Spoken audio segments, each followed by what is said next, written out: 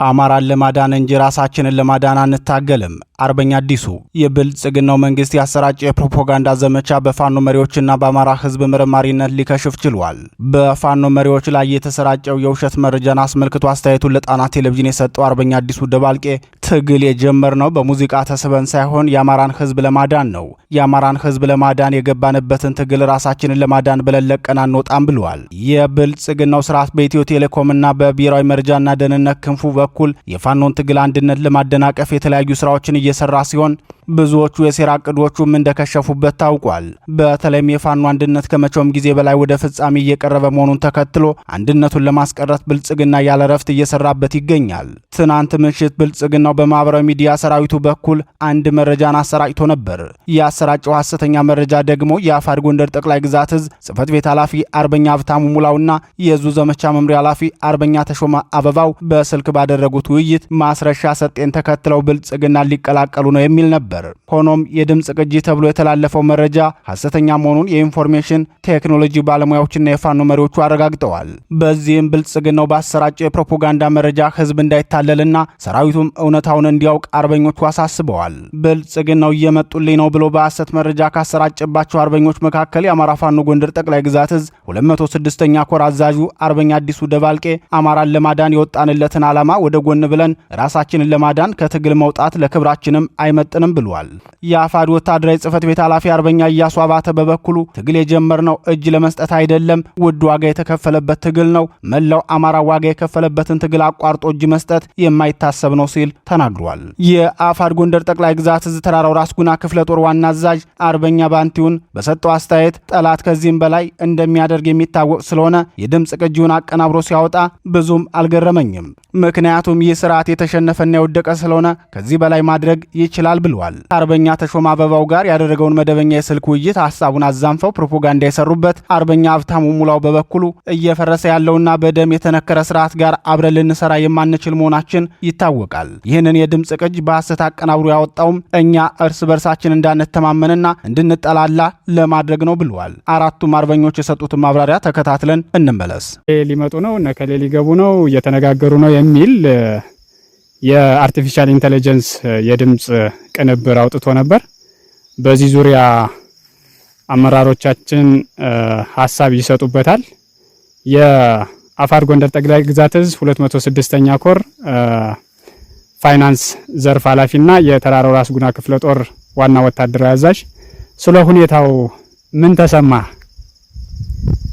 አይ ጥሩ ነው። እኔ የተሰማኝ ነገር ቢኖር በጣም የምንጠብቀው ጥላት ከዚህ በላይ በሚችለው ቀዳዳ ሁሉ እየገባ ማረግ አቅም ቢኖረው የሚያደርግ ግን ማድረግ የማይችል መሆኑን ነው የተረዳሁት። እኔ መስራት የማይችል ፋኖን ማጥፋት የማይችል መሆኑን ነው የተረዳሁት። እኔ በቀደም በተደረገው የድምጽ ቅጅ እኛ ለተለያየ ኦፕሬሽን የተለያየ ንግግር ተነጋግረናል። ግን እሱን መሀል ላይ እየቆራረጠ ባለን ተተኳሽ ባለን አቅም ቢሆን ገብተን መስራት አለብን የምንለውን ሁሉ ባለን አቅም ሚለውን እየደለተ እየቆራረጠ እጅ እንደምንሰጥ እያደረገ ያመቻቸ ያወጣው የድምጽ ቮሊዩም ውሸት መሆኑን ለማንም ታጋይ መናገር ፈልጋለሁ። ከዛው እኛ በዚህ ትግል ብዙ ወንድሞቻችን የገበር ብዙ ለንተናችን ያጣንበት ትግል ስለሆነ ዝም ብለን እጅ የምንሰጥ አይደለንም። ደግሞ እኛ ጀታ ይዘን እንደ ድሮው ምንዋጋ አይደለንም። ከመንግስት ዲሽቃ ስናይፐር ጥቁር ክላሽ እየማረክን እያስጨነቅን የምንታገል እንጂ ዝም ብለን እንዲሁ እንደተራ ነገር ወንድሞቻችን በገበርንበት ትግል የህልውና ትግል እኛ የአማራን ህዝብ ህልውና ለማስከበር ወጣን እንጂ እጅ ለመስጠት አይደለም። ምናልባት አንዳንድ ግለሰቦች እንደ ግለሰብ እጅ ሊሰጡ ይችላሉ። እሱ የግለሰብ ነው። የአማራን ትግል የሚቀለብስ አይደለም ጭራሽም ማለት ነው። የአማራ ትግል ከዚህ በኋላም እየተደራጀ አንድ እየሆነ የሚቀጥል ካሉት ልዩነቶች ወደ አንድ ልዩነቶች እየመጣ ልዩነቶችን እየቀነሰ የሚታገል ትግሉ ራሱ አስተማሪ እየሆነ ወደ አንድነት እየመጣ አንድነት ጉልበት መሆኑን ማንም እየተረዳ የምንታገል እንጂ እንደስካሁኑ እየተገነጣጠልን ማንታገል መሆኑንም ጥላት ሊያውቀው ይገባል። በተለያየ ቀዳዳ ለመገነጣጠል ባፈሙስ ያቀተው ለመገነጣጠል ብር እየሰጠ የተለያየ ቲዮሪ እያወራ ከወደ አባሉ የተለያየ ወሬ እንዲደርስ እያደረገ ለመገነጣጠል ቢሞክርም ይሄ ማንም እንደማያምንለትና እውነት እንደማይሆን እንደማይሳካለትም ጭምር ማሳወቅ ፈልጋለሁ። ከዛው ግን እኛ ብዙ ወንድሞቻችን የገበርንበትን ትግል ጭራሽ ምንም ለመንግስት ይሰጣሉ ምናምን የሚባለው የቲዮሪ እንደሆነ ማንም እንዲያውቀው ፈልጋለሁ።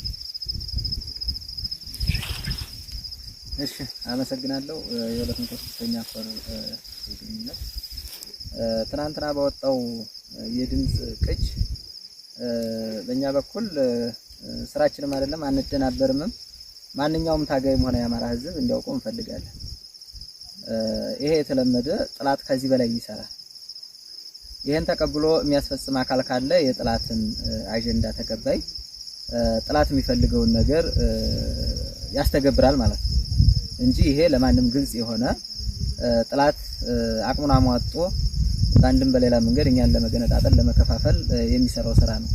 እኛ ትግል ገብቶን አምነንበት የወጣንበት ትግል እንጂ ራሳችን ለማዳን አይደለም የወጣን፣ አማራን ለማዳን ነው የወጣን። አማራን ለማዳን ካወጣን አሁን እጅ ሰተን ራሳችን ለማዳን አንሞክረውም፣ አይደረግም። ለክብራችን እንጨነቃለን። ትናንትናም ለክብራችን ለአማራ ህዝብ ስንል ነው የወጣነው እንጂ ሲደክመን የምንመለስበት ሲከብደን የምንመለስበት መንገድ አይደለም። ስለዚህ በዚህ ማንም አይደናበርም። አርበኞች እነተሾመ አበባው እንደተናገሩት የተቀጣጠለውን ማንም የአማራ ታጋይ ማንም የአማራ ህዝብ በውል መረዳት አለበት። ከየት የመጣ ነው? የድምጽ አነጋገር ሁሉ ይለያል። የሰነበተውንና አለት የተነገረው ሁሉ ይለያልና ከዚህ አንፃር ሁሉም እንዲረዳው እኛ ለዚህ ትግል ገብቶን አምነንበት እየታገልን ያለን እንጂ ማንም ጎትቶን የወጣን አይደለንም። ትግልም የመራን ያሳየን እንጂ ማንም ያሳየን በሙዚቃ በምናምን አብደን የወጣን አይደለም ለዚህ ትግል። ከዚህ አንፃር ማንም የአማራ ህዝብ እንዲረዳልን እንፈልጋለን። አንድ ስትንቀር ድረስ እንታገላለን። እንደሞቱት ወንድሞቻችን ስትንሞት ድረስ እንታገላለን እንጂ ፈጽሞ አንጠረጠርም፣ አንታማምም። በዙሪያ ያሉት አርበኞችም በዚህ ጉዳይ የማይጠረጠሩ የማይታሙ ናቸው። ይሄን ማለትና ማሳወቅ ነው ፈልገው። አመሰግናለሁ። አመሰግናለሁ። እኔ ያሷ ባተነኝ የአማራ ፋኖ ህዝባዊ ድርጅት የወታደራዊ አስተዳደር መምሪያ ኃላፊ። እንግዲህ እውነት ለመናገር በዚህ ጉዳይ ማብራሪያ መስጠት ያስፈልገን የ206ኛ ኮር ከፍ ያለው ደሴ ኮር ህዝብ ግንኙነት ስለጠየቀን ብቻ ነው። ዘርፉን በማክበር ብዥታ የሚኖርበት አለ ብለን አናስብም። ከሁለት አይን ነው ይሄን የምለው። አንደኛ የተቆርጦ ተቀጣጠለ የተባለው ነገር እኔም ሰምቻለሁ፣ ዘግይቼ ነው የሰማሁት። በርግጥ ምን እንደሆነ ስለሚታወቅና በጣም ተራ ነገር ነው። ይሄ ብዙ ያለፍነው ነው።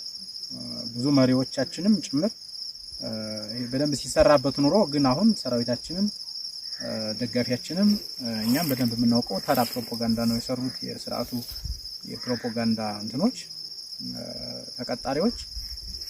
ስለዚህ ከዚህ አንፃር መልስ የሚያስፈልገው ነገር አይደለም።